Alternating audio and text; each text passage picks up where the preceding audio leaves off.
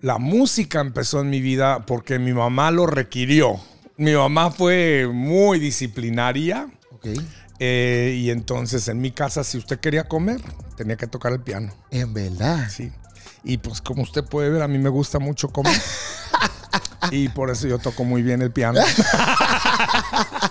Yo sería deshonesto en decirte que nunca fui tentado con la fama. La comedia me encanta y yo veo que el humor y la risa y el gozo es algo que Dios inventó. Llevaban sus cassettes y en su momento CDs y hacían fogatas y les llamaban Holocausto Santo a Jehová de los Ejércitos, quemando mi música. Holocausto Santo. Holocausto Santo.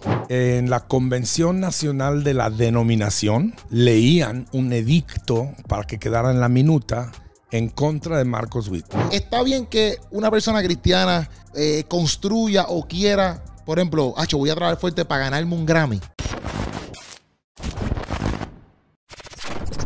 Dímelo, corillo, estamos aquí en otro podcastazo donde ustedes la van a pasar de show, la van a pasar bien. Primero que todo, suscríbanse al canal, denle a la campanita porque eso es mega importante, porque si no, tú no estás en nada. Y también, oye, tengo que darle las gracias a Tu Planta PR. Este podcastazo entero y todo lo que ustedes van a estar viendo por ahí para abajo va a estar presentado por Tu Planta PR porque fueron los que nos hicieron llegar hasta acá. Estamos por Texas, corillo, haciendo un par de entrevistas, un par de podcastazos para todos ustedes, para que se gocen. ¿Tú me entiendes cómo es? Para que se gocen. Tu Planta PR son los más duros. No hay más nada que buscar. Los más duros. Oye, tú necesitas una planta, un generador. Tú los llamas a ellos, contáctate. Ahí está la información. Búscalo y ellos te van a orientar y la va a pasar de show. Tú dices, mira, lo vi en el podcast de Keropi Sánchez Plus. Esa es la que hay. Y si estás a través de audio podcast, pues ve para YouTube y ahí está la información también y se te hace la vida más fácil. Y también gracias a Nina Lash, la mujer que se une a la plataforma de Keropi Sánchez Plus. Oye, que si tú quieres pestañas, ellos tienen pestañas por un tubo y 7 llaves. Oye, de San Juan tienen literalmente dos venues. San Juan y Atillo. También esta mujer tiene un testimonio bien brutal, impactante, donde escribió un libro que ella estuvo presa y salió de presa y ahora se convirtió en una empresaria. Y si tú quieres ser parte de eso, el QR code está ahí, escanéalo, puedes también tener tu propia empresa de pestañas y tienes más de 500 productos por ahí para abajo. Y nada, corillo, sin más preámbulos, estamos pompeados, estamos contentos de que este día vamos a seguir pompeados, en boricua. Que estamos aquí nada más y nada menos que con Marcos Witt en la casa. Estamos activos. ¿Cómo estás?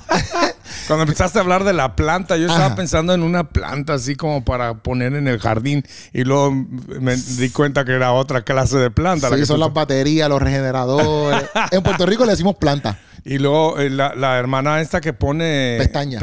Yo no tengo. Papá, pues fue algo que yo heredé de mi madre, no tenía nada de pestañas. Yo creo que voy a visitarle a la hermana esa. Sí. Y voy a salir así todo. Y ella tiene que llega, mira, hasta allá abajo. Esta palabra que tú estás usando, corillo, ¿qué es esta palabra? Corillo es como un familión, por decirlo así, de gente, una familia. Pero en Puerto Rico decimos corillo. Corillo. Este es mi grupo de amistades, mi corillo. ¿Qué tal, corillo? Yo soy Marcos Witt. Eso está perfecto. Marco, me gusta este flow. Yo estaba hablando con... ¿Cómo es Renata. Renata. Yo estaba hablando con Renata y yo te conocí... Bueno, no te conocí. Te vi en este... Quiero empezar con esto para que la gente entienda. Yo te conocí en este movimiento, Solución y Movimiento de Bryce. Claro. En el 2022. Tú estuviste... Bueno, no sé si ha ido a más, pero en este yo te vi. Sí. Y tuviste unos talleres de liderazgo y también predicaste. Sí. Yo apunté aquí mis anotaciones de tu prédica y toda esta vuelta. Y en este summit, inclusive yo conocí aquí a Tim Ross, pastor, que ese día, eso fue otra cosa, porque a mí me invitaron para allá, me costearon todo, gracias a Dios, Steven de Hunger, es un hombre de Dios que me pagó todo, mira, Dios lo bendiga donde que Dios lo bendiga, sí, Dios lo bendiga. Sí. Y yo conocí a Tim Ross allá, by the way, y él me invitó para su podcast, gracias a que fuimos para allá. Pero la cosa fue que cogí ese taller de liderazgo contigo, y yo estaba diciendo a Renata que, como decía en Puerto Rico, tú no parabas de payasear. Payasear es hacer chistes por un tubo y 7 llaves. ¿Me estás entendiendo? Sí. O sea, yo entro a la clase, al tallercito, ¿verdad? Y tú estabas dando diferentes cosas acerca del liderato y todo, pero eso era chiste. Y decía, adiante, pues este hombre puede hacer stand-up comedy. Decía, es que yo no esperaba, porque sinceramente yo no pensaba que tú fueras así. Sinceramente yo pensaba que tú eras serio, no tan serio como que... Pero yo pensaba que iba a ser un hombre más serio. Y no es que no sea serio, ¿verdad? Pero tú me entiendes. Y de momento yo te vi haciendo chistes y decía, wow, me quedé impresionado. ¿Te gusta esto de la comedia? Me encanta. La comedia me encanta. Yo veo que el humor y la risa y el gozo es algo que Dios inventó. Ya. Para romper el hielo, para abrir los corazones, porque después de un chiste puede venir una tremenda verdad. Después de la risa se abre, ¡pum!, cae la verdad y Dios habla a las personas. Sí. Dios sabe reír. Obligado. Y hay mucha gente pero hay mucha gente que no ve eso así. No, Dios es tan en serio con la risa que mira lo que dice. La palabra dice que en su presencia hay plenitud no dice de seriedad, dice de gozo. Ya. En su presencia hay plenitud de gozo. De gozo. Dios está tan serio en reír que inventó el hipopótamo, creó el hipopótamo. Yo te voy a hacer una pregunta. Sí, ¿cómo así? ¿Para qué sirve el hipopótamo? No comemos hipopótamo, no hacemos bolsas de hipopótamo, no hacemos zapatos de hipopótamo, ni correas de hipopótamo. Ahí está el hipopótamo más con sus dos orejitas y un pajarito ahí parado para que te rías. Vamos a nada. Dios es un Dios de risa. No tenemos ni siquiera irnos al hipopótamo. Solo tenemos que verle las orejas a muchos hermanos que están a nuestro alrededor para darse cuenta que a Dios le encanta reírse. Yo me puedo imaginar a Dios, le puso unas orejas a uno, le dio un codazo a Gabriel y le dijo, mira las que le puse a él. Y Gabriel y Dios riéndose. O sea, Dios se sabe reír. Y Él nos regaló, es un gran regalo. Yo admiro gente como tú que hace reír a las personas. Yo te felicito por hacerlo. Gracias. Y eso me gusta, que eso mismo es un gran regalo. A veces la gente ve el reírse o la comedia como algo quizás malo, pero qué lindo sería que tú te puedas reír constantemente, ¿me entiendes? Antes de que sigas con tu próxima pregunta, te voy a hacer también esta observación. Dice la palabra que es el gozo del Señor que nos da fuerzas. ¿Sabes por qué hay mucha gente anémica, triste, deprimida, ansiosa? No están riendo. Ya. Porque la risa trae el gozo. Y entonces, en lugar de ir con un psicólogo, tomarse ansiolíticos, deberían de escuchar aquí al hermano, ponerse a reír y viene el gozo del Señor. Da fuerzas. Obligado. Oye, eso está bien. Oye, aprendan, corillo, aprendan. Corillo. Corillo, sí. Ok, me pareció algo peculiar. Estaba viendo ciertas cosas, entrevistas que tú hiciste, etcétera, para ponerme al día un poquito con un par de cosas tuyas. Si hablo bien boricua, me da a saber. Y entonces me pareció curioso que tú dijiste en un podcast, dijiste que tú sabías desde pequeño que Dios te había escogido, que ibas a hacer cosas grandes, y que tú tenías esa perspectiva ya desde bien chamaco. Sí. ¿¿Cómo tú sabes eso? ¿Cómo tú estás tan seguro de eso?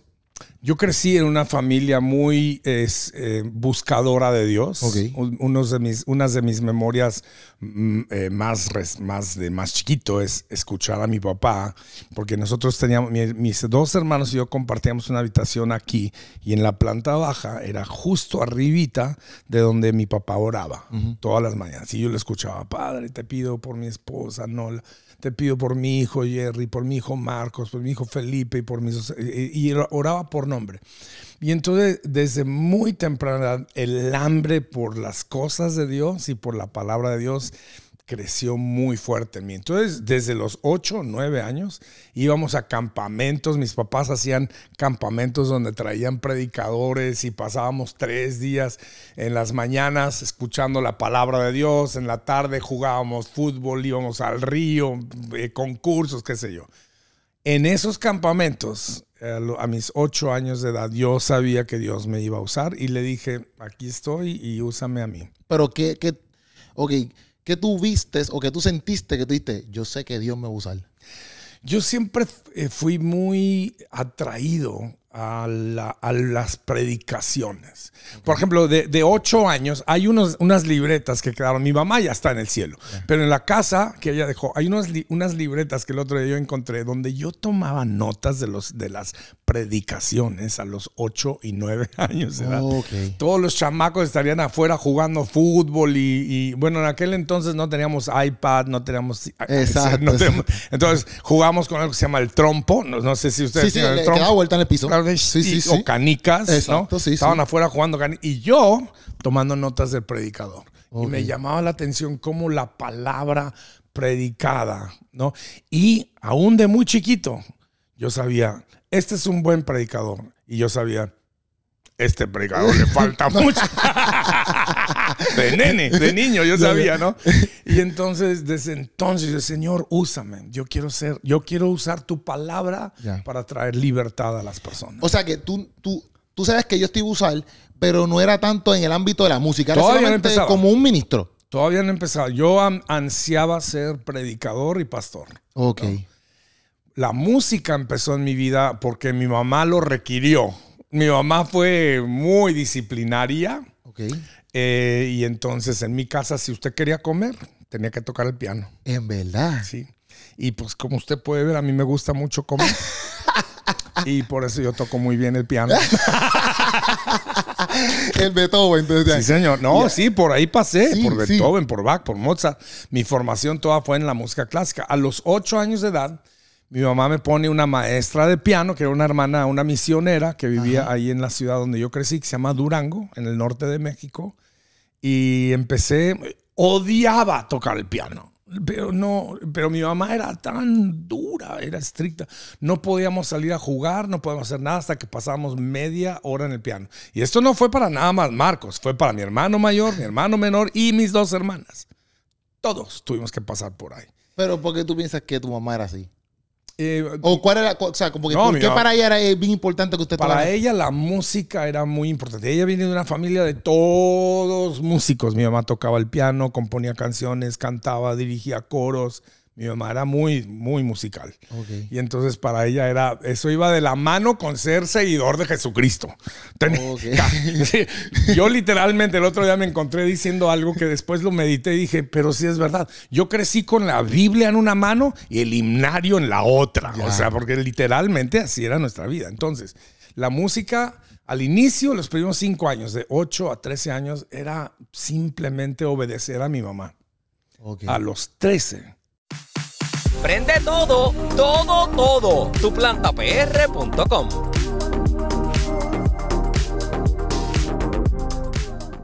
Pasó algo. A los 13 me di cuenta que la música la entendía. Le encontraba lógica. Me venía fácil y me enamoré de la música.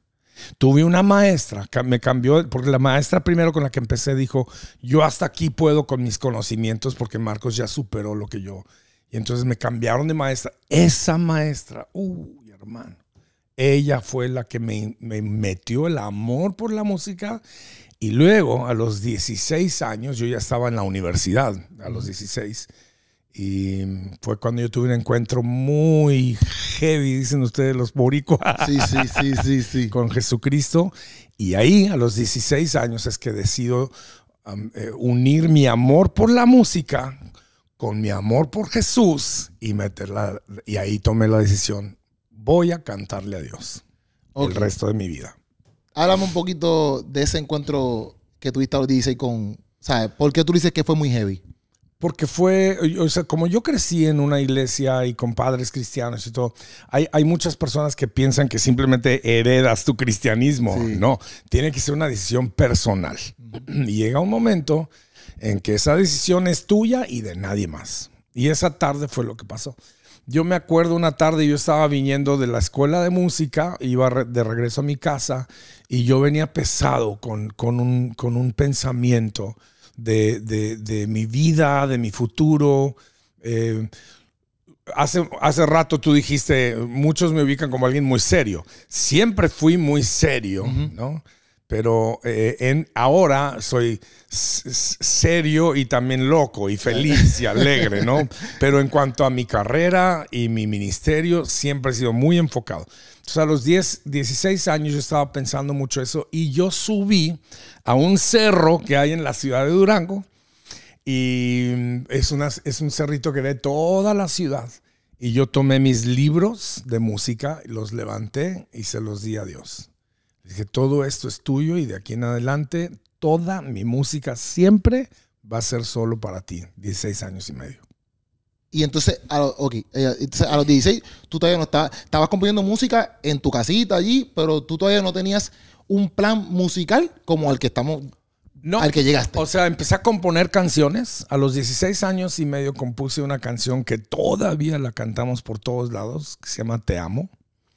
Y esa es hasta ahora la canción más antigua que yo me acuerde, porque yo compuse unas antes, pero ya se me olvidaron. Cuando yo llegue al cielo, voy a ir al departamento de grabaciones y voy a decir, a ver, sáquenme el archivo, yo compuse unas canciones y tienen que andar por aquí. Okay. Pero a los 16 compuse esta canción que se llama Te amo, te amo. Se han cantado millones de veces. Y empecé a darme cuenta que por ahí iba. ¿Cuál fue? Esta fue entonces la primera canción que yo me acuerdo. ¿Que te acuerdas? Pero fuera también la primera canción, o quiero ir a la primera canción que dio el impacto de que, ¡pum! Renuévame. Esa. Renuévame. Marco Sweet. Apareció. 1986 yo desperté esa mañana. Me habían comisionado en el mismo campamento donde yo recibí mi llamado. Ahora yo soy uno de los líderes, porque era el pastor de jóvenes. Entonces, en ese mismo campamento, el comité del campamento me había comisionado que yo compusiera la canción Lema. ¿No? Y el lema del campamento era renovación del corazón, de la vida, de la mente. Hebreos 12:1 o 12:2. Y entonces, esa mañana despierto y digo, ay, Dios mío, no he compuesto nada y estoy en la regadera. Señor, dame una palabra. Y estoy bañándome y de repente, ¡pum! Y es la primera canción de lo que yo llamo mis canciones de regadera o de ducha. Sí, que de ahí han venido, enciende una luz, es de ducha. Dios de pactos no fue sobrenatural, es una de ducha.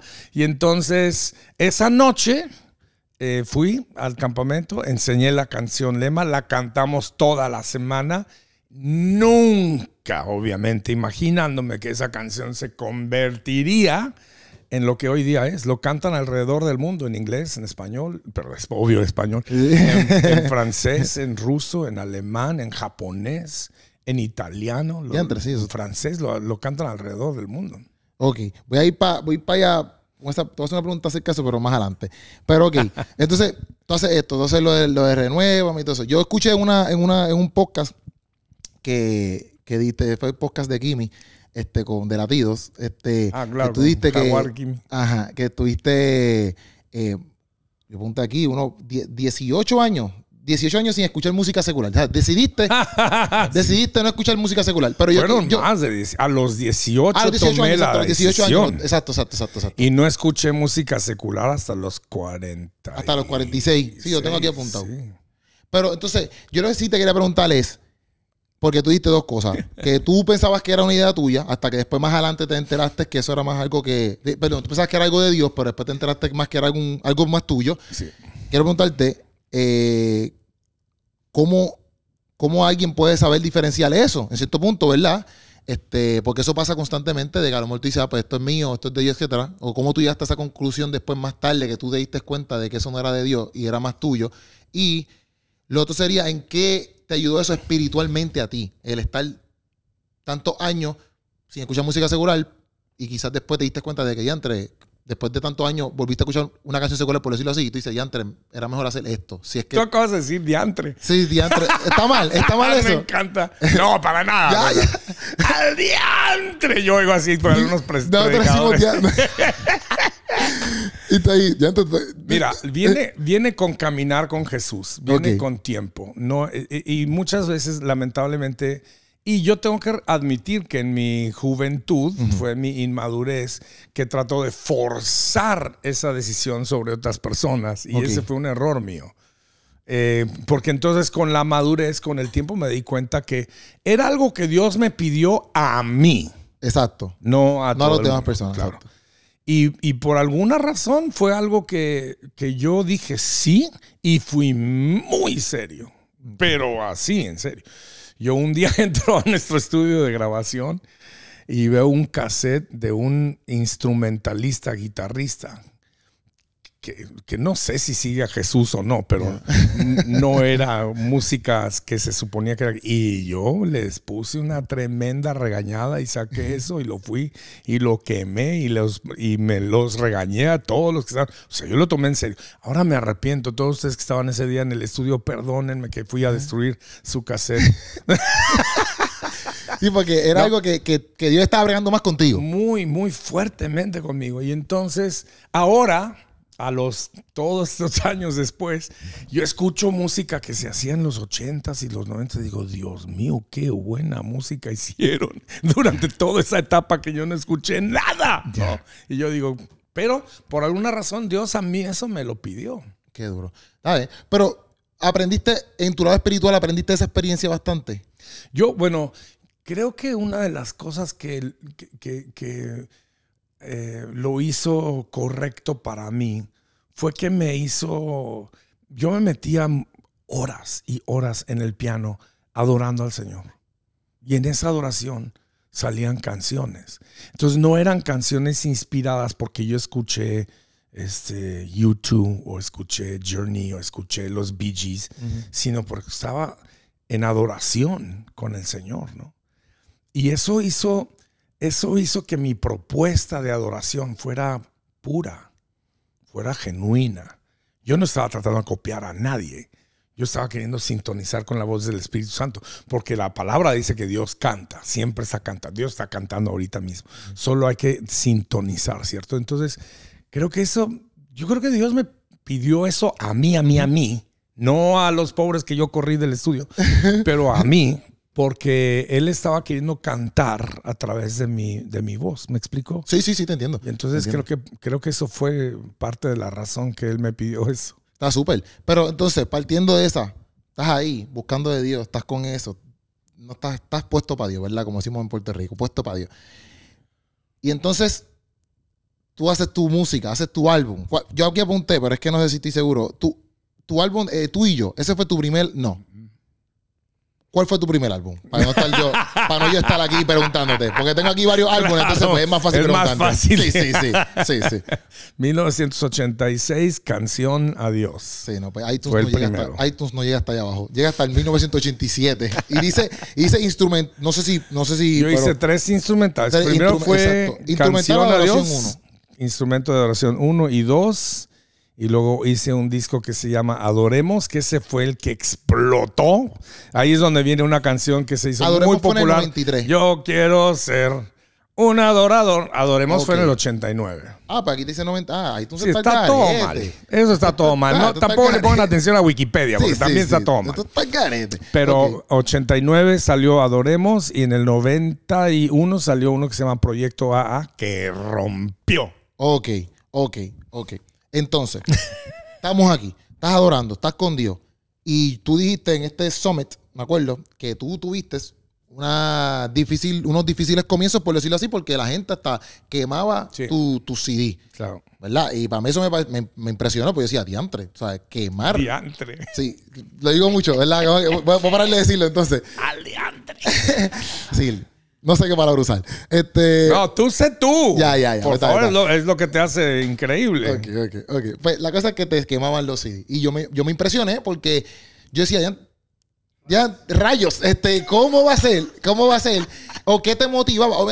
Además de Dios, porque yo sé que Dios está ahí, pero uno siendo humano y viendo que la gente te está quemando los CD, que no te están aceptando, que tú contaste una historia que tú trajiste una batería. Yo no sé si fue así full, pero que tu papá le molestó que tú trajeras la batería. Mi papá estuvo duro conmigo. ¿Me entiendes? Entonces yo decía, rayos, ¿cómo tú sigues motivado a construir cosas que sí son para Dios, pero que a la misma vez es tu carrera, por decirlo así, algo que tú quieras hacer? Y cómo tú sigues motivándote cuando quizás mucho del público está enfogonado. Uy, una vez estaba yo en la Ciudad de México y nunca olvido que fue en 1990, porque el evento se llamó México 90. Entonces todos ustedes que estuvieron en México 90, ahora ya son todas abuelas, pero estuvieron ahí. Quizá no saben esta historia, pero yo estoy arriba cantando, yo quiero ser y todo, eran 3,000 jóvenes y estaban todos brincando y cantando y gritando. Estaba una cosa tremenda. Y yo allá a lo lejos veo a un pastor que yo reconocí quién era. Y está corriendo de un lado para otro y atrás de él va otro pastor corriendo, buscando. Y está por todos los pasillos corriendo. Y yo dije, ¿qué estará pasando? Entonces cuando yo me bajo y pregunto, yo vi al pastor fulano y tal. Sí, dice, y al terminando la reunión me di cuenta que ese pastor andaba buscando el enchufe para desenchufar el sonido, para callarme. Y porque dijo que yo estaba llevando a todos esos jóvenes al infierno con esa música del diablo. Hermano, eso a mí me pegó duro. Entonces, en el 90, yo tenía 28 años. Y yo llegué ese día, yo llegué a mi casa y empecé a contarle a mi esposa y me rompí. Eso fue un fin de semana muy duro para mí. Saber que estaba tan enojado este hombre que estaba buscando cómo desenchufar el sonido. Y lo paró otro pastor. Y le dijo, hermano, aunque a usted no le guste, desenchufar no es la forma. Fue la forma en que pero lo sacaron corporalmente del lugar aquel, ¿no? Fue terrible. Y después de eso es que empiezan a quemar en aquellos años eran cassettes, ni siquiera eran CDs, eran cassettes todavía. Y parte de la cosa era de que si usted volteaba el cassette al revés. Eso es lo que decían. Que usted escuchaba alabanzas al diablo. Y yo siempre decía, ¿quién voltea la música para escucharla al revés? Se oye fea. Sí. Se hizo para... Y encima la otra parte era de que yo tenía mensajes subliminales. Que al revés yo estaba alabando al diablo. Y yo le decía, me están dando demasiado crédito. Yo no tengo la inteligencia apenas para un mensaje al derecho. Mucho menos al revés. Pero fue tremendo. Brutal. Porque, dicen ustedes. Sí, brutal. Sí, porque iban y llevaban sus cassettes y en su momento CDs y hacían fogatas y les llamaban Holocausto Santo a Jehová de los Ejércitos, quemando mi música. Holocausto Santo. Holocausto Santo. Limpiando la casa de Dios. Pero exacto, yo te lo pregunto porque para mí, por ejemplo, hay muchas... A veces uno hace... porque, tú haces las cosas...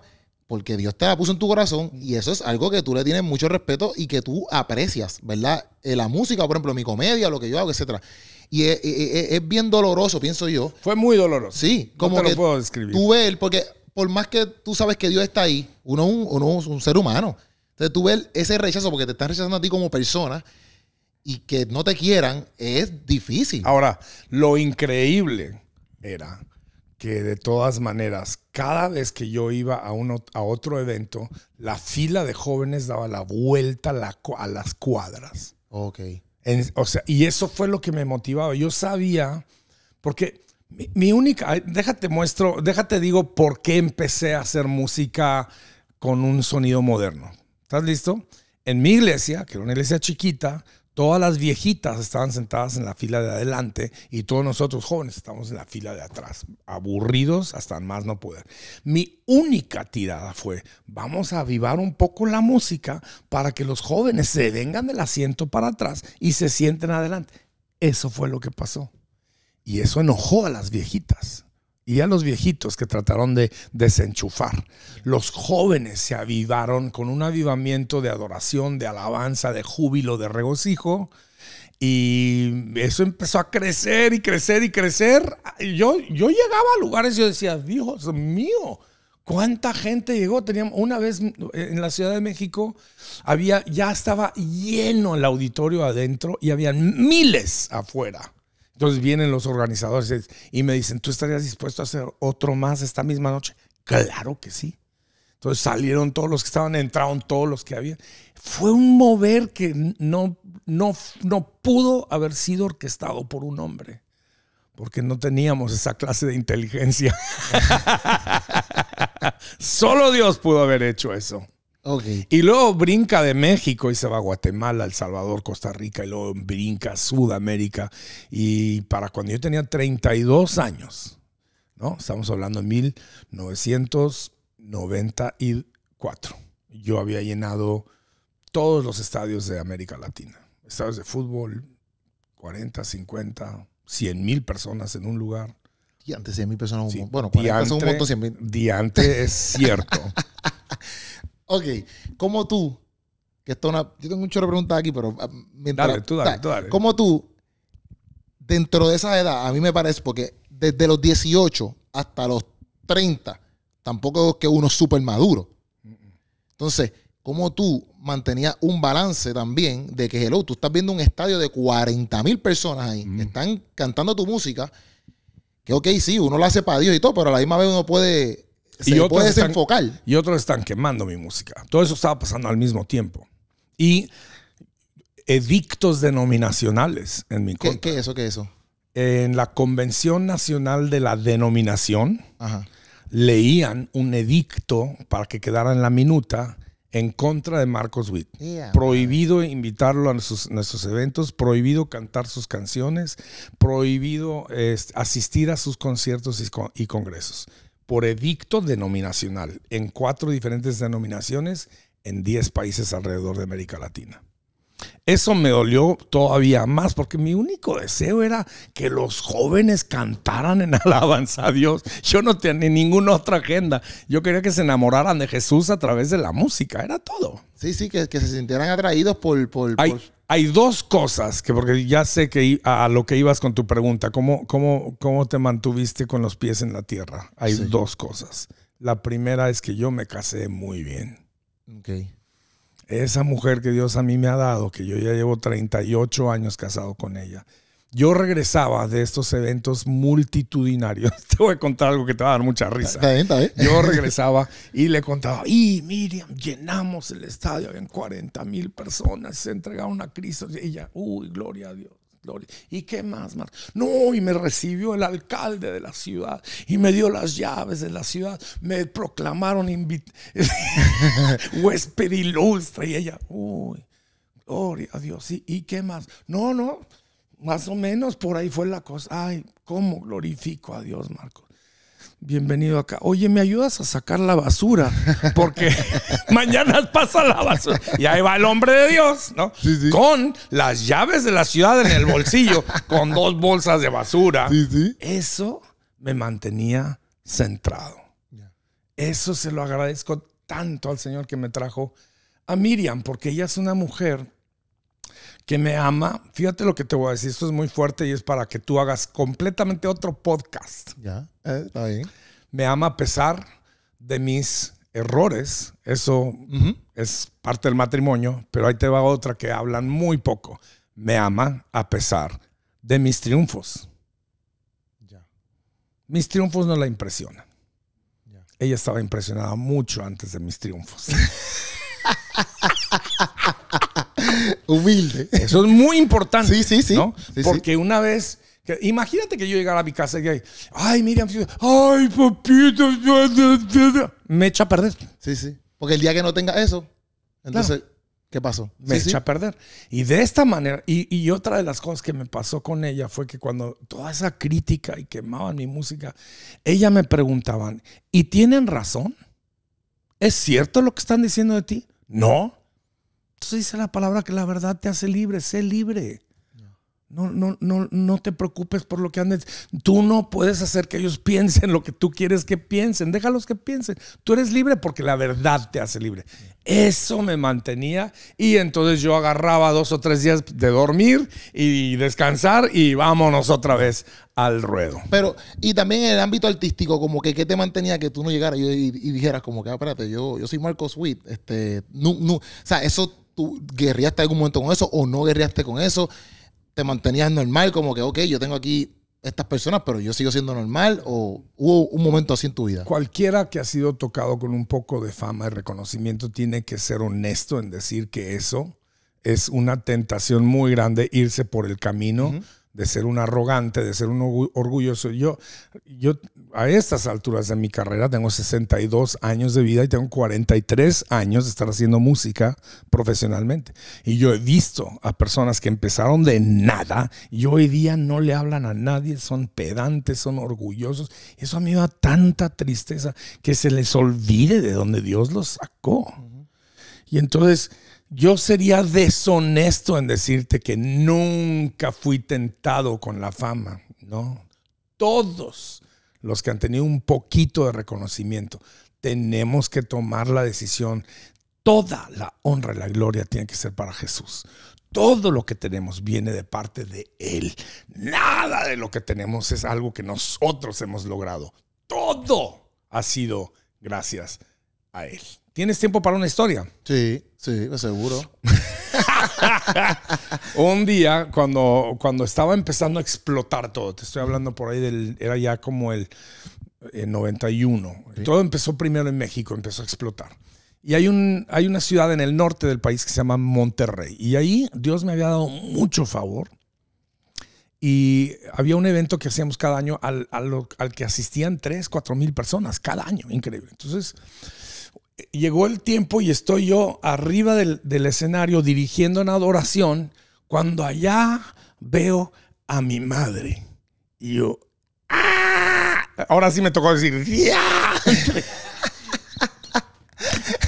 Porque mi mamá, primero, ni me avisó que iba a ir. Yeah. Entonces yo sabía que ahí venía algo, ¿no? Y estuvo los 3 días ahí metida, recibiendo. Y me saludaba de lejecitos y luego se regresaba a su hotel y volvía a las sesiones. El último día, yo en aquellos años tenía la juventud y la fuerza para pararme y saludaba a todo el que me quería saludar. Entonces a veces me quedaba horas. Y esa noche, terminando el evento, que fue glorioso, yo estoy ahí y estoy saludando a toda esta fila de gente. Y yo vi a mi mamá en la primera fila escuchando todo y viéndome. Y entonces, en una de esas, mi madre se levanta y hace fila. Se puso en la fila, mi y yo, no, aquí ya estuvo. Marcos, confiésate delante del Señor, pon en orden tus cosas, porque acá viene. Mi mamá era una generala, hermano. Ok. Ella hace su turno y cuando llega conmigo, me toma de las 2 manos y me empieza a frotar con los dedos gordos, las 2 manos. Era una forma de cariño que tenía mi mamá. Nos hacía así las manos. Hijito, quiero que sepas lo orgullosa que yo me siento de ti. Y ver cómo Dios te usa y cómo tú te has permitido utilizar. Y yo te felicito y honro lo que Dios está haciendo en tu vida. Y luego de repente dejó de frotar. Ahí viene. Ahí viene Candela. Ahí viene la palabra. Ahí me tocó decir, al diante. Y ella dijo, sin embargo, y se puso seria y me miró a los ojos. Si tú te crees la mitad de lo que te dijo toda esa gente ahorita cuando te estuvo saludando, tú te vas a enorgullecer y Dios te va a dejar de usar a ti. Porque el que se enorgullece, Dios lo humilla. Así que te voy a dar un consejo. Yo pasé todo. Te voy a dar un consejo. Todo eso que te acaban de decir, todos esos aplausos, todos esos halagos, tú haz un paquetito de todo eso. Te vas a ir ahorita a tu cuarto de hotel y vas a tomar todo eso y vas a armar un paquete. Le vas a poner un listón espiritual alrededor y vas a tomar ese paquete y se lo vas a subir a Jesucristo. Porque si no fuera por Él, ninguna de esas cosas valdrían nada. Te lo encargo. Y se marchó. Es algo que sigo haciendo hasta el día de hoy. Qué duro. Eso es súper importante. Cuando yo regreso a mi cuarto de hotel, digo, ya no hago lo del paquete y toda esa cosa que ella me dijo, pero siempre tomo minutos para decirle, Señor, qué privilegio. Y lo más increíble es como lo he estado haciendo ya viajando. Tengo 43 años en el ministerio a tiempo completo, pero viajando, haciendo eventos y conciertos y todo, llevo 38. Yeah. Todavía entro a mi cuarto hotel y digo, Señor, qué privilegio. Sí. Poder hacer esto y llevar a tu pueblo a tus pies para adorarte. Qué honrado me siento, ¿no? No, obligado. Y más todas las cosas que han pasado. Por ejemplo, yo sé que has ganado Grammys, tienes tu libro, has sido pastor, fuiste pastor 10 años. Está bien que una persona cristiana en el mundo de musical más así, pues construya o quiera, por ejemplo, voy a trabajar fuerte para ganarme un Grammy. Está bien tener esa mentalidad. Nunca pensé en los Grammys, te soy honesto. Yo me acuerdo de dónde estaba cuando corrió hacia mí mi ingeniero de sonido. Estábamos esperando un vuelo en el aeropuerto de Lima, Perú. Y estábamos todos ahí desvelados, habíamos volado toda la noche, estábamos tomando un café y viene corriendo, se llama Orlando él. Malco, él es también de Puerto Rico. Malco. El papá de Onis, ya. Sí, claro, el papá de Onis. Onis era un chiquitito. Sí. Y me dice, ¿estás nominado para un Grammy? ¿Para qué? ¡Para un Grammy! Estás nominado con la de Sana Nuestra Tierra.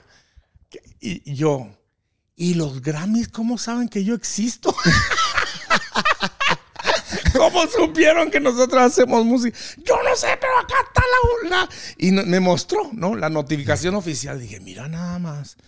Y ahí yo me tuve que reír de toda esa gente que quemó mi música, que me atacó, que me vilificó, que me prohibió, que tantas cosas. Yo dije, bueno, Señor, Dios sabe que yo nunca busqué el aplauso de nadie, solo la aprobación. Hay 2 aprobaciones que me importan mucho: la de mi Señor Jesucristo y la de doña Miriam. Eso es importante, eso es importante. No, y yo te lo pregunto porque obviamente quizás para los tiempos que tú hacías música, pues quizás no estaban tan pendientes de eso. Hoy en día ya los premios es algo más que la gente como que sigue viendo.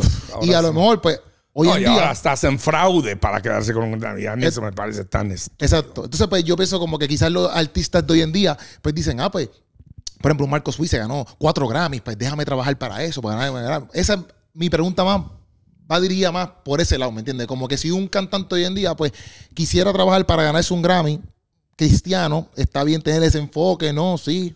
Te voy a decir lo que más me ha impresionado de tener un Latin Grammy. Las puertas que te abre. Okay. A mí me impresionó eso. Yo no estaba listo para eso. Nunca olvido cuando mi amigo, el pastor Danilo Montero, recibió su primer Grammy.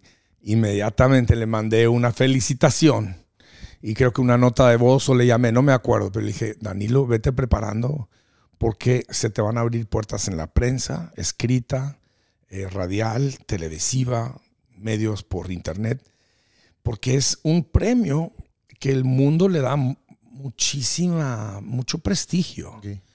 Y entonces yo lo veo del lado de que a través de ese trofeo puedo hablar de Jesús libremente. En lugares donde antes nunca me dejaban entrar a sentar. Nunca me hacían entrevistas antes en ciertos programas. Ahora yo puedo llegar a cualquier ciudad y ahora más con el peso de que tengo 6, no 1. Te abre cualquier puerta para hablar de mi fe en Jesucristo. Y partiendo de eso, por ejemplo, ¿cómo tú construyes una empresa, se puede decir, ¿verdad? Porque Canción es parte de lo que tú hiciste, ¿verdad? Exacto, sí. Y también tienes un instituto. Los institutos Canción también lo fundé.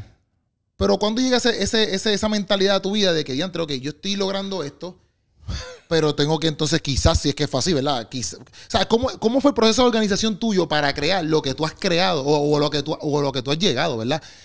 Porque mucha gente puede verte a ti y decir, pues yo quisiera hacer un Marcos Witt y tener esta empresa y tener Canción y tener esto y lo otro.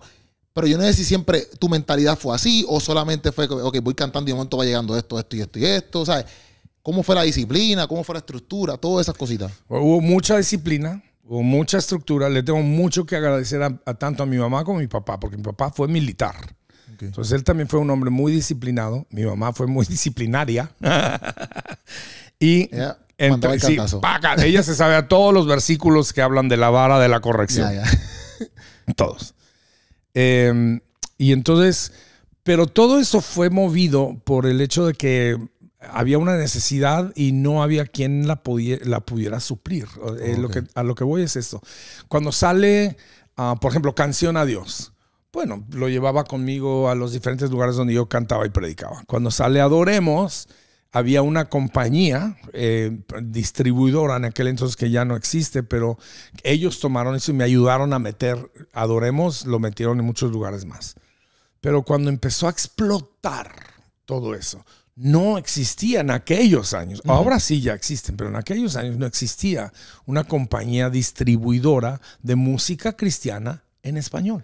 Okay. Habían distribuidores de música cristiana en inglés, pero no en español. Y los que existían eran regionalizados. Déjate explico. Había un distribuidor en México, uno en Venezuela, uno en Argentina, uno en Chile, pero no había una red. Y yo empecé a visionar una red. En aquellos años, cuando salió, por ejemplo, Tú y Yo, que me lo mencionaste hace rato, eso fue en el 92.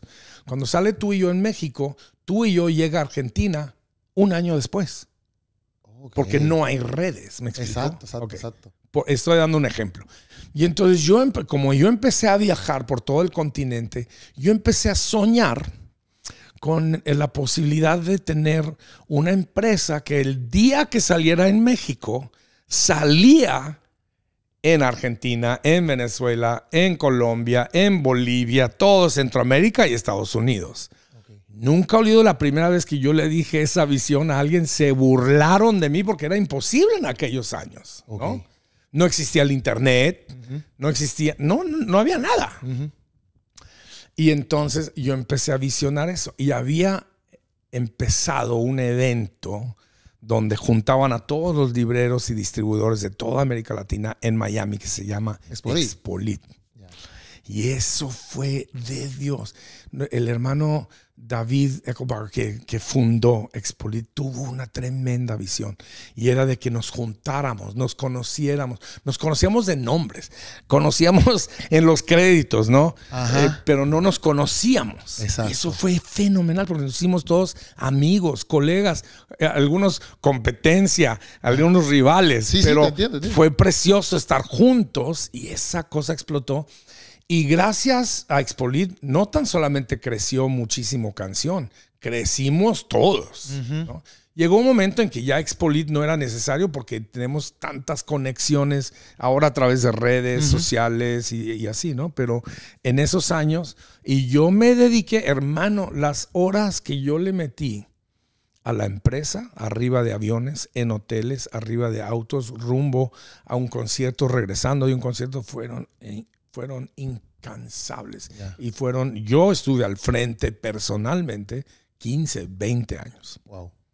Y Dios luego me trajo un equipo de profesionales extraordinarios. Y este equipo va llegando pues mediante el trabajo. Mediante vas caminando, mediante vas conociendo, claro. Llega este equipo. Y algunos Dios los trajo. Sí. Fue increíble, o sea, yo no buscaba, y ahí viene un hermano, ¿y tú a qué te dedicas? Bueno, yo he hecho, oye, hermano, yo te necesito. Eso es lo que yo estaba buscando, amigo. Sí, señor. Qué duro. Y entonces, en todos esos años, ¿verdad? Porque empieza a pasar todo eso del empresarismo. En todos esos años, tú sigues haciendo música, tienes la visión de hacer todo esto de distribuir la música. Sí. Pero dentro de eso, antes, porque también fuiste pastor. Sí. Eso fue hasta el año 2002. Ok. Y viviendo todo eso, todo lo que viviste, toda la música, las experiencias que tuviste, no sé si tuviste una experiencia a lo mejor que te impactó. Tienes que tenerla porque has viajado el mundo.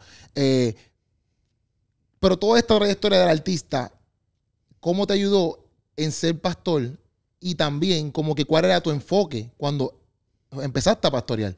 Como que, ¿cuál era quizás tu norte ahí? Quizás en la música era como que pues, para que los jóvenes llegaran. Pero entonces en el pastoreo, no sé, teniendo las experiencias que tuviste, ¿cuál era tu flow? No sé, tu norte. Lo que pasa es que siempre he sido como muy pastoral en mi acercamiento al ministerio. Fui muy pastoral, por ejemplo, con mis bandas. Fui muy pastoral con las escuelas que fundé en 1994. Y siempre fui estudioso de la palabra. Okay. Siempre estaba en la palabra. Sigo siempre en la palabra, ¿no? Y siempre yo entendí que la música era simplemente un gran vehículo para predicar la palabra. Okay. Es otra forma de predicar. Y entonces cuando a mí me invitan a fundar esta congregación acá en la ciudad de Houston, yo lo tomé como un precioso reto, un reto muy lindo. Yo tenía 40 años de edad cuando fundamos esa congregación y me encontré diciéndole al Señor, yo quiero ser un buen pastor. Yeah. Y ahí es donde desarrollo lo que es ahora el eslogan de mi vida. Intento ayudar a las personas a conocer a Jesús para que puedan vivir mejor. Porque una vez que Jesús llega a la vida, todo cambia. La vida cambia. La familia cambia, el matrimonio cambia, tu mentalidad cambia. Entonces mi tirada a través de todo lo que digo, hago, escribo, canto, predico, stand-up, todo es alrededor de este eslogan que me escribí. Intento ayudar a las personas a conocer a Jesús. Y mi versículo central es Mateo 5:16. Que tu luz brille para que vean tus buenas obras y glorifiquen al Padre que está en los cielos. Ok, tengo aquí que ya Puchu me envió que tengo aquí. ¿Cuánto llevamos, Puchu? Está bien. Pues ya mismo lo zumbamos. Tengo estas preguntas. Tengo para ir dándote la por donde voy ahí. Pero ok, tengo una pregunta acerca de los honorarios y acerca del dinero. ¿De qué, perdón? Los honorarios. Honorarios. Venga. Así que dice.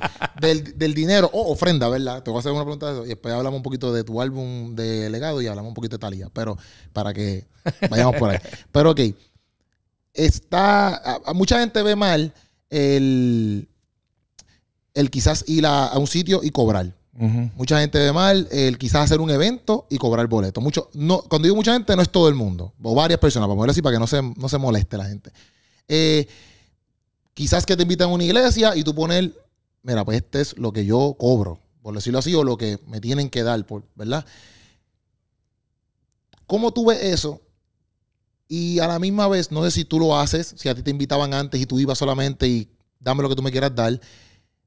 No sé si en estos tiempos se puede vivir igual, pero sí quisiera dejarlo como que bastante claro, porque hay mucha gente que lo demoniza, pero a la misma vez, la música, yo sé que es para adorar a Dios, pero sigue siendo un trabajo. Por ejemplo, el podcast, la comedia, nosotros lo hacemos también con el ámbito de llevar el nombre de Dios en alto, pero sigue siendo un trabajo. Necesitamos comprar un montón de cosas para que esto pueda pasar. Tienes hijos que comen. También. Pues, y también, por ejemplo, si no y una señora que compra. Y, por ejemplo, si estamos hablando de empezar escuelas, que la música llegue a diferentes lugares porque tenemos que invertir. Hay empleados ahí, hay gente que es parte de tu staff. Muchos. Pues, ¿cómo se puede, o no sé en qué momento se ve esto mal, pero cómo se puede ver de alguna manera que la gente pueda comprender? Mira, si tú me invitas a cantar y yo cobro, eso no es malo, o no sé para tus tiempos cómo era. ¿Me entiendes por dónde me estoy yendo más o menos o no? Sí, yo nunca olvido. Miriam y yo siempre entendíamos que mi talento no era mi fuente de ingreso. Okay. Mi fuente de ingreso se llama Jesús. Okay. Es Dios. Él es el que sabe mis necesidades y siempre Él es más generoso de lo que yo pudiera imaginar. Okay. Dios usa mis talentos para poder suplirme y a través de los honorarios nos bendice. Y entonces lo más importante que yo quisiera recalcar aquí es que cada uno tiene que llegar a lo que es su propia convicción y su propia conciencia delante del Señor. Y porque el mismo apóstol Pablo dice, ustedes saben que yo nunca fui una carga para ustedes, yo trabajé. Pero el mismo apóstol Pablo es el que dijo, sé tener mucho porque han sido muy generosos conmigo, pero también sé tener nada. El punto ahí era, sé feliz con lo que tienes. Parte del problema con el reclamo del honorario, el reclamo del pago, es la falta de felicidad con lo que tenemos, ¿no? Y sin entender que Dios sabe lo que tienes y también Dios sabe lo que no tienes. Y Él es el que suple. Entonces tú necesitas tomar tu propia decisión delante del Señor. Cuando tú estés delante del Señor y te reclame cuentas, que tú tengas la libertad del Señor. Yo sentí que tú pusiste en mi corazón que yo podía cobrar una cuota, ¿no? Sobre todo, por ejemplo, hay cuotas. Cuando yo voy a predicar a una iglesia, es lo que ellos me quieran dar. Okay. Y es increíble que a estas alturas de mi carrera todavía voy a lugares que me dan nada, okay, o que me dan poco. Okay. Pero yo entiendo que ese no es mi fuente. Okay. ¿Estamos claros? Sí. Esa no es mi fuente. Mi fuente es Él. Okay. ¿No? Y entonces, pero hay ocasiones donde hay un boleto de por medio y el auditorio está lleno. Ok, mi hermano. Sí. ¿No? Yo tengo también hijos y también tengo una señora que compra. Sí, Dios mío. El que hace deliveries en mi casa de Amazon se conoce el primer nombre de mi señora, ¿no? Ya llegué, Miriam. Aquí hay 5 cajas más. Y entonces, honestamente, yo pienso que es una decisión que cada individuo tiene que tomar en base a su caminar con Dios, su nivel de fe y creerle a Dios. Dios es mucho más generoso. Nunca olvido una vez que yo invité a alguien a la Ciudad de México a un evento que yo hacía hace muchos años que le llamábamos Congreso de Adoradores. Y venían decenas de miles de personas y Dios siempre fue generosísimo. Y había un hermano que yo invité que me puso una cuota. Para poder ir yo necesito tanto dinero. Y nunca olvido que yo por dentro pensé, te iba a dar casi el doble. Pero como tú me lo estás limitando a nada más eso, es lo que te voy a dar. Eso ¡Diantre! ¿No? Sí, sí. Cuando nosotros muchas veces limitamos la generosidad de Dios, nosotros mismos somos los que estamos dándonos un tiro en el pie. Eso está bueno. Así que nunca pienses que este podcast o tus talentos, que son muchos, es tu fuente de ingreso. No, esto es lo que Dios usa para que puedas tener ingreso, pero tu fuente es Él. Duro. Pon tus ojos en Él. Duro. Y Él nunca te va a fallar. Amén a eso. Duro. Ok. Espérame tantito. Ajá. Renata, hace rato dejaron un paquete ahí en la puerta. Yeah. Ok. Eso está bien. Ok. Te voy a hacer una pregunta que pero eso te la hago ahorita. Cuando estemos terminando. Ok, perfecto. Yo lo edito aquí cualquier cosa. Diantre. Ok. Pues entonces, legado. Se puede hablar de eso, ¿verdad? ¿Se puede hablar? Claro. Sí, ok. Legado. ¿Por qué decidiste hacer este álbum, pero uniendo a tantos artistas? Mira, hace un par de años atrás, Dios me habló acerca de Jeremías 31, donde dice que los jóvenes y los viejos cantaríamos y adoraríamos juntamente. Ok. Y en estos tiempos, para poder alcanzar a nuestro mundo, necesitamos tanto de los jóvenes como de los viejos. Los dos necesitamos colaborar juntos. No es los viejos echando la mano a los jóvenes, no, es mano a mano juntos. Y entonces empecé a hacer muchas cosas en la dirección de estar impulsando jóvenes y estando con ellos, ¿no? Y entonces cuando me trajeron la idea de legado, yo al principio me resistí muchísimo porque yo dije, no, la Biblia dice canten al Señor cántico nuevo. Todas estas son canciones mías viejas. Pero uno de estos jóvenes fue el que me convenció y me dijo, Marcos, de tus cantos yo sé tu fidelidad, enciende una luz, renuévame, Dios de pactos y párale de contar. Dice, y el otro día yo me di una vuelta por tu catálogo y tienes canciones que valen la pena que mi generación escuche. Y entonces, para mí, son canciones nuevas. Así que cumple el requisito de canten al Señor. Canción. Me ganó. Ya. Y entonces, creo que son 17 invitados los que tenemos cantando. Son pales. Son bastantes. Y es increíble. Cada uno de los arreglos, cada una de las canciones, cada uno de los invitados, Dios mío, es un álbum que quedó, pero precioso.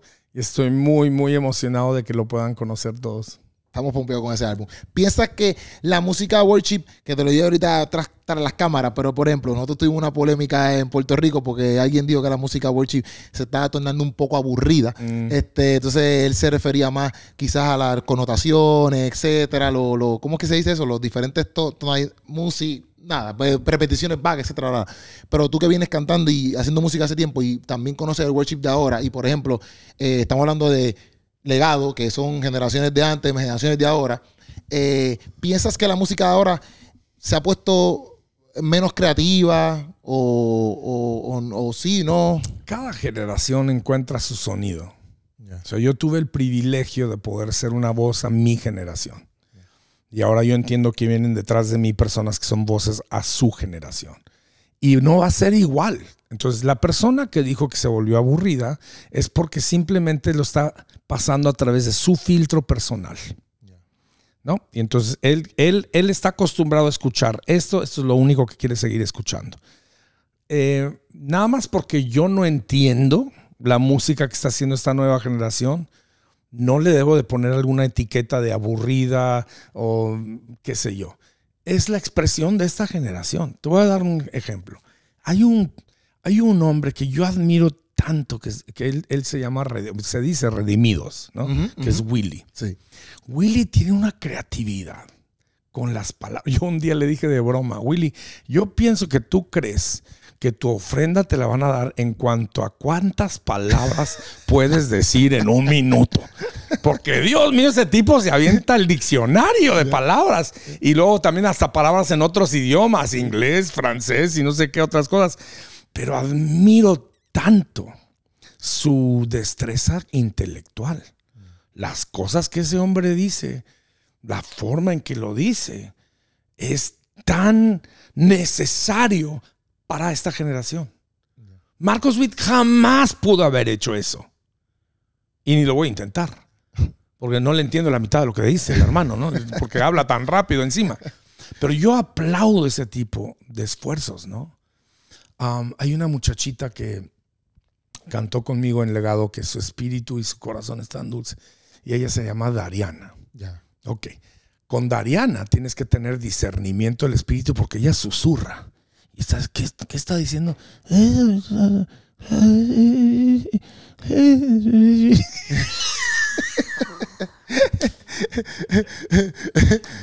Y tú estás ahí y yo estoy forzando ahí, el oído. Parando oreja y dándome cuenta, qué preciosa canción. Ya. Y lo que espíritu tan bello, ¿no? Esta niña es una belleza. Y entonces digo, gloria a Dios. Porque, no sé, hermano, con todo el respeto que dijo que es aburrido, no estás escuchando a nadie. O te puedo decir a quién estás escuchando. Porque yo también conozco unos que ya se aburrieron y están todos aburridos a su alrededor. Punto. Entiendo. Ok, hermano, el que dijo que está aburrido, hermano, póngase a escuchar muchas más cosas, Dios mío. Porque hay tanto bueno, hay tanto precioso que está siendo cantado, que está siendo escrito por esta nueva generación. Y a mí me emociona muchísimo ser el viejito, porque dice Jeremías 31 que los jóvenes y los viejos, yo con mucho gusto abrazo y represento a todos ustedes que somos los viejos, con mucho orgullo soy el viejo. Está perfecto. Talía, sacaste un tema con Talía.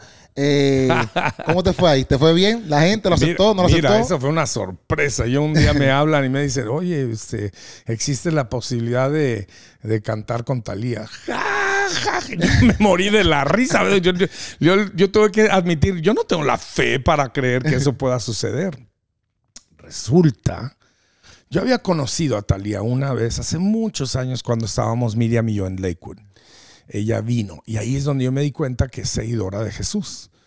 Pero siempre lo ha seguido así en silencio. Nunca ha sido vocal o verbal al respecto, ¿no?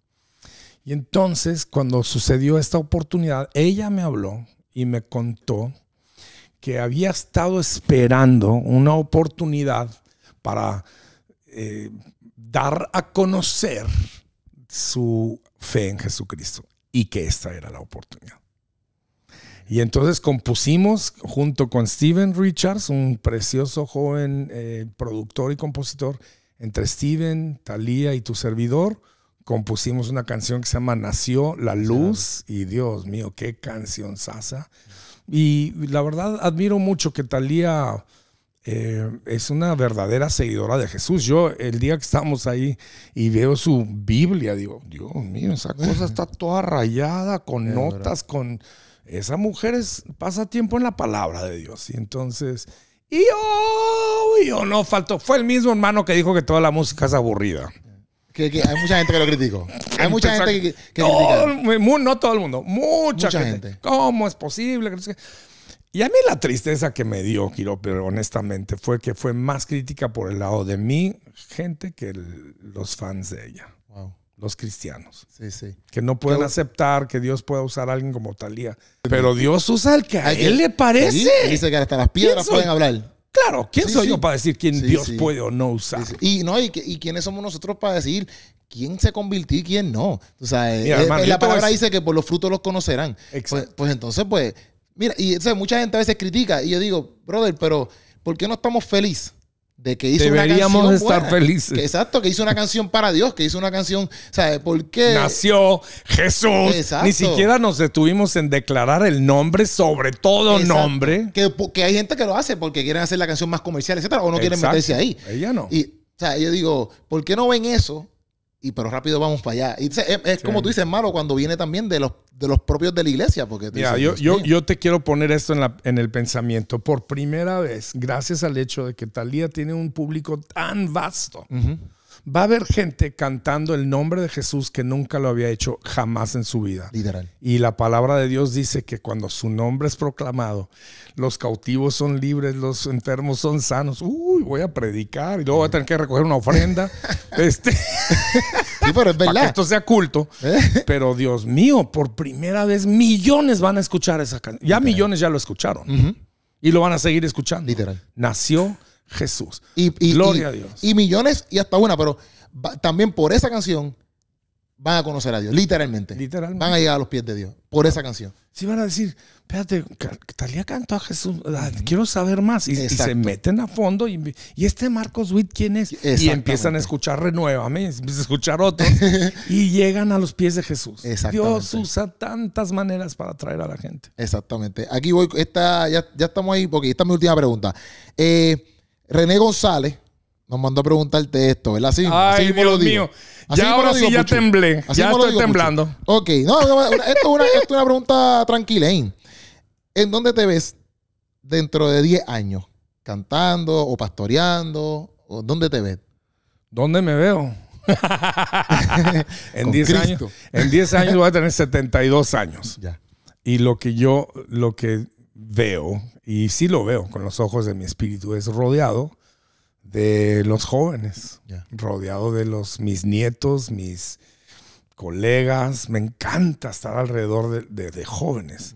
El otro día, esto es un paréntesis, me encontré yo en un desayuno con algunos de mis amigos que tienen más edad que yo o de mi edad. Qué aburrida conversación, porque uno empezó a hablar de su reemplazo de la rodilla, de que su operación de cirugía de no sé cuál, y luego empiezan a decir, ¿y tú cuál es el medicamento que tomas para los riñones? Y tú, Dios mío, dije, sáquenme de aquí.